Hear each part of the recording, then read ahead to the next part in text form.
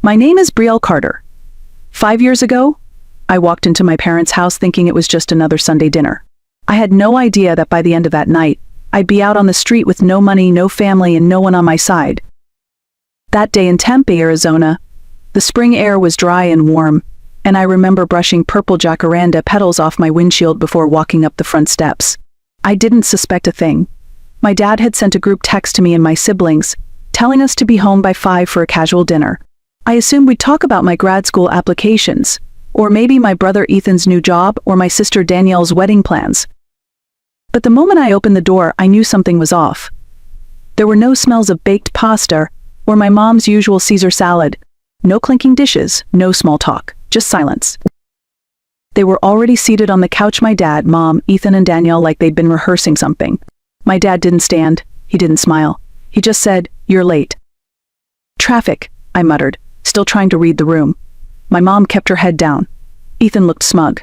Danielle's face was turned away, but I could see the tension in her jaw. "Brielle," my dad said, "sit down, we need to talk." I sat on the armchair near the window. The sunlight made their faces hard to read, like shadows behind glass. "You've been taking money," Ethan started. "No build-up, no grace. From Mom and Dad's retirement account." He slid a statement across the coffee table, a transaction highlighted in orange. I blinked. "What?" Then Daniel jumped in. "And you've been seeing that married guy from the hospital. You tried to sleep with my fiancé. He told me everything." I felt the air leave the room. I looked at them one by one. "Are you serious? You really believe this?" "Don't lie," my mom whispered, still not meeting my eyes. "You've changed. We don't recognize who you are anymore." No one asked me if it was true. No one gave me a chance to explain. They just sat there, throwing accusations like confetti, except it all cut like glass. "We had a long discussion," my dad said. "We've made a decision. We're removing you from the family trust, and we think it's best you leave tonight." I looked around the room at the framed family photos, the couch where I used to curl up and watch movies, the fireplace we decorated every Christmas. Suddenly, it all felt staged, like it belonged to someone else's life. "You have 1 hour," Ethan added. "We already packed a bag," Danielle said. "It's in the hallway." I stood up, numb. I didn't cry. I didn't scream. I just walked past them like I was floating outside my body. My mother didn't look at me. My siblings smirked like this was some performance they had nailed. In the garage, I caught my dad by the trash bin. He was tossing something in. "My photo album?" I asked. He shrugged. "Figured you wouldn't need this where you're going." I said nothing, just walked away. That was the night everything changed. I drove for hours that night with no idea where I was going. The streets of Tempe blurred past me like smudged ink. I kept hearing their voices echo in my head. "You have 1 hour, we don't recognize you, don't lie." My hands gripped the steering wheel until they cramped. I didn't even notice the gas tank dipping close to empty. Eventually, I pulled into a budget motel off a frontage road. The kind of place where the neon vacancy sign flickered and the curtains didn't close all the way. I paid cash at the front desk, barely able to keep my voice steady.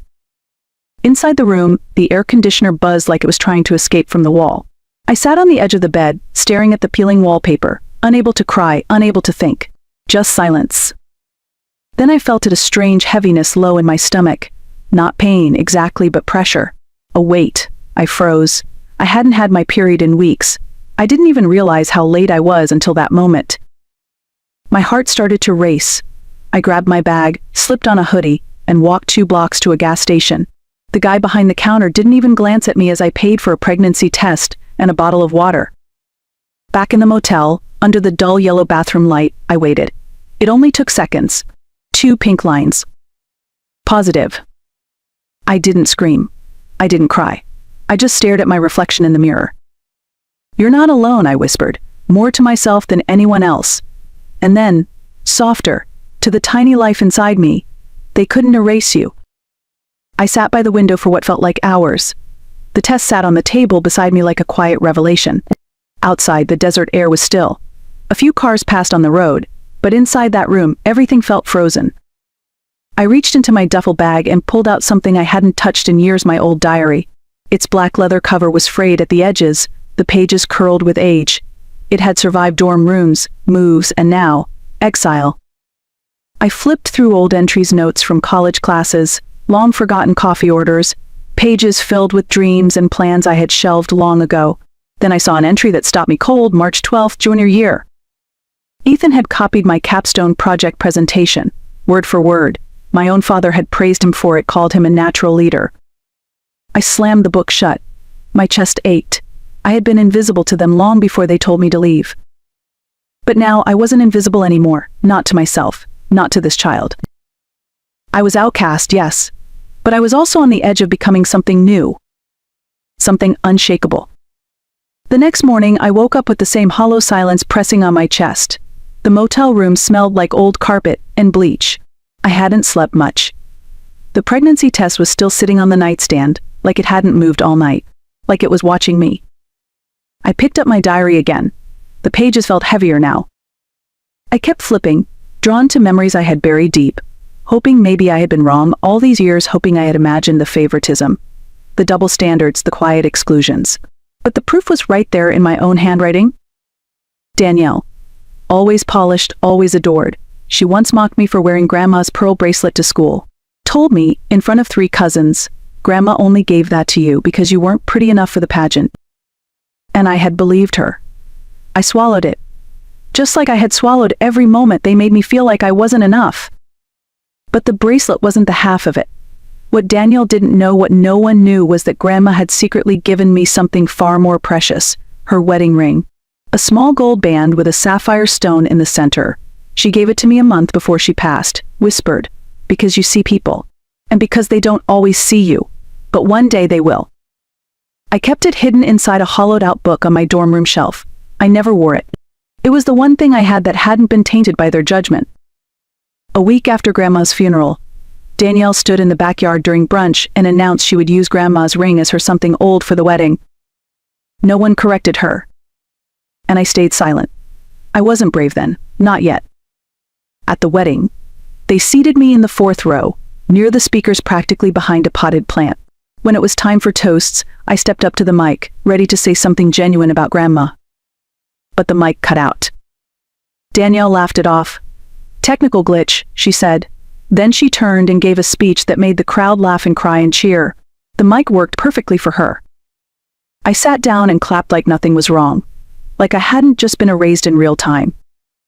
Now, sitting in a motel chair with cracked vinyl, I realized that I had spent my whole life trying to earn space in a family that never made room for me.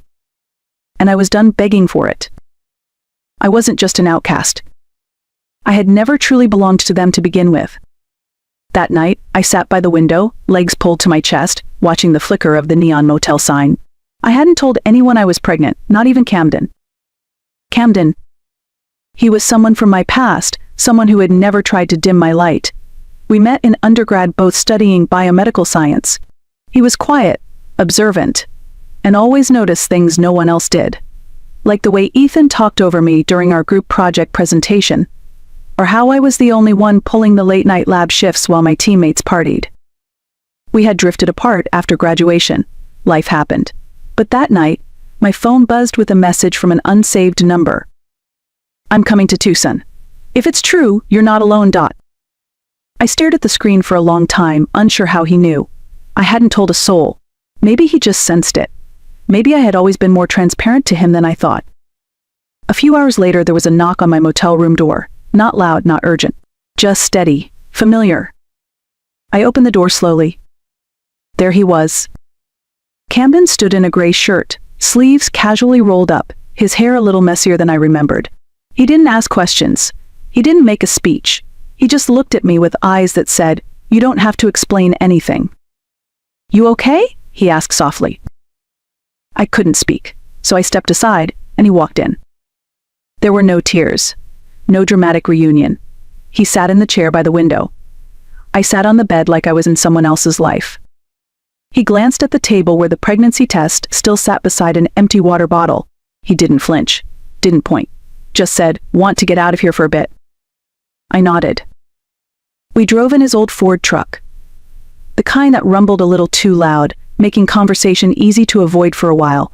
He pulled into a small diner, nothing fancy, just cracked booths and coffee that smelled more like burnt toast than caffeine. We sat in silence until the waitress brought 2 cups. "You don't owe me anything," he said. "I'm pregnant." It came out flat, no preamble, no build-up. Camden didn't blink. He just pulled a napkin from the dispenser, took a pen from his jacket, and scribbled one word. "Together. He slid it across the table. "I don't want to run," he said. "Not from this, not from you."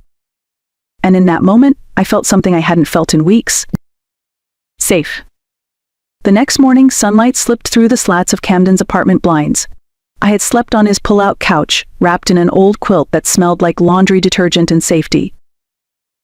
It wasn't a fancy place, just 2 small rooms, a squeaky floorboard near the bathroom, and a coffee maker that wheezed louder than it brewed. But it was the first space in weeks where I had woken up without flinching. I sat there for a moment, hands resting on the soft curve of my belly. Still small, barely noticeable, but not to me. Not anymore. On the kitchen counter, Camden had left a note. "I went to get more coffee. Don't leave without breakfast. A smile tugged at the corner of my mouth. It was quiet. Simple. But it was kindness without strings, something I hadn't felt in a long time. I turned on my phone. Dozens of missed calls. Unread messages. Most of them from numbers I used to know by heart. Danielle's latest party picture on Instagram. Ethan tagging himself at our parents' house with the caption, "Sundays are for family." I hadn't even realized it was Sunday. My thumb hovered over their names: Mom, Dad, Ethan, Danielle. One by one, I hit delete. "Are you sure?" "Yes." Delete contact. Not out of spite, out of preservation.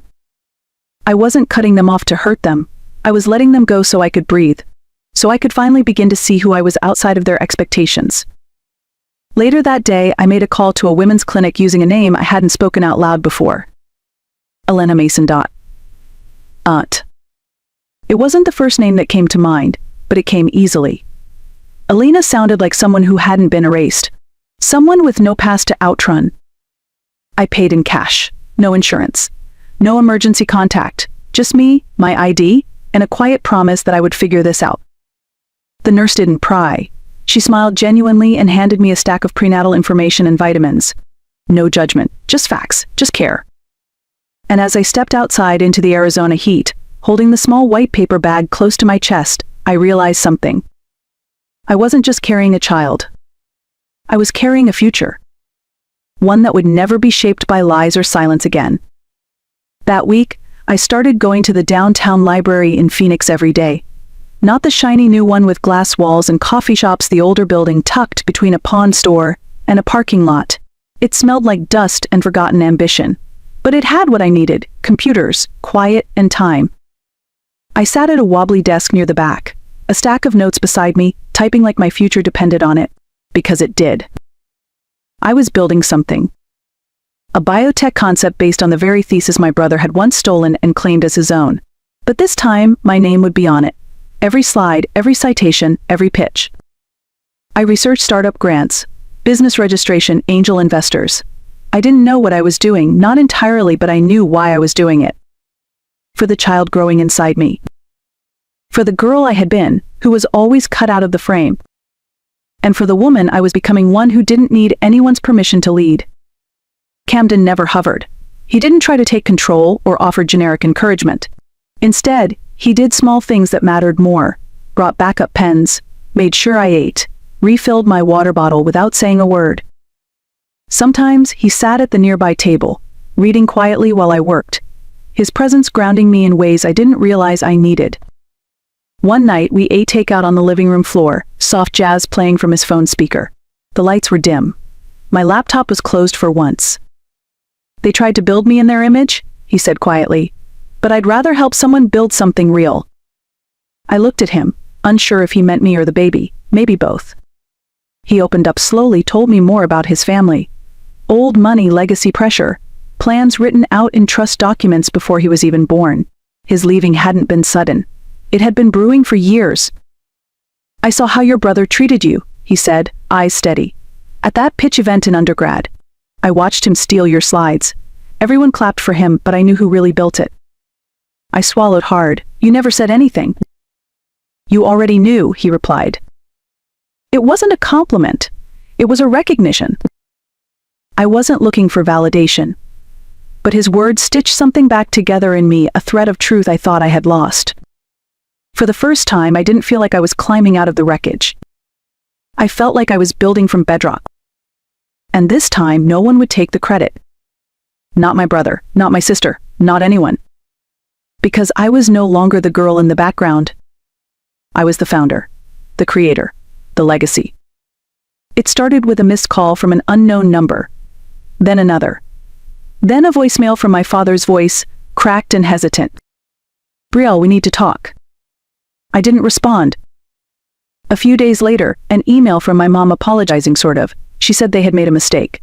That things at home weren't the same. That Ethan had mismanaged some accounts, and Daniel's wedding had ended in disaster. They didn't have the money they used to. They needed help.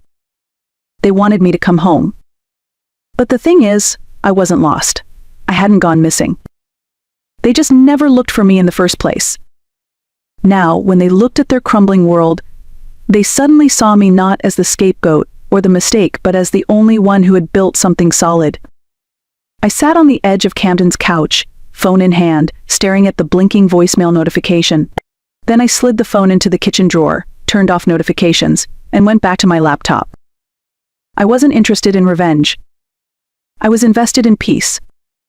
And that meant not re-entering the rooms that had once erased me. I didn't hate them, but I didn't owe them either. They had thrown me out with nothing but a duffel bag and a story full of lies. But what they didn't know was that I was carrying everything they had overlooked: vision, integrity, and the future of their own bloodline. I hadn't just survived, I had created.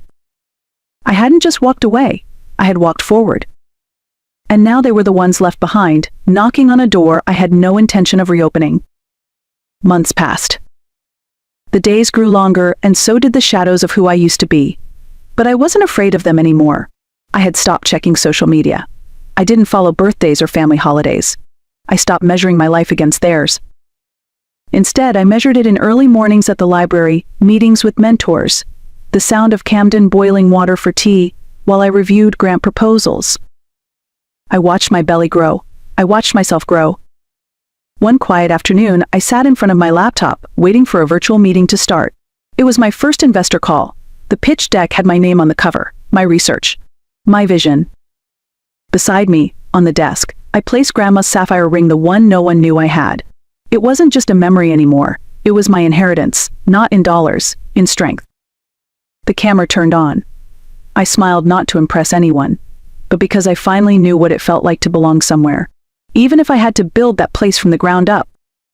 I didn't carry the weight of rejection anymore. I carried a child.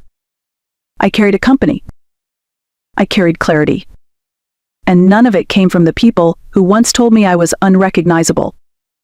If you've ever been pushed aside, misjudged, or erased, please hear this: you are not broken. You are not invisible. And you are not alone. Sometimes the deepest revenge isn't shouting back. It's building forward. So if this story spoke to you, share it. Comment below. Hit like. Subscribe to The Art of Revenge for more stories like Brielle's stories of real stories of women who turned silence into strength and pain into power. Because your story matters. And one day, you'll be the one they never saw coming.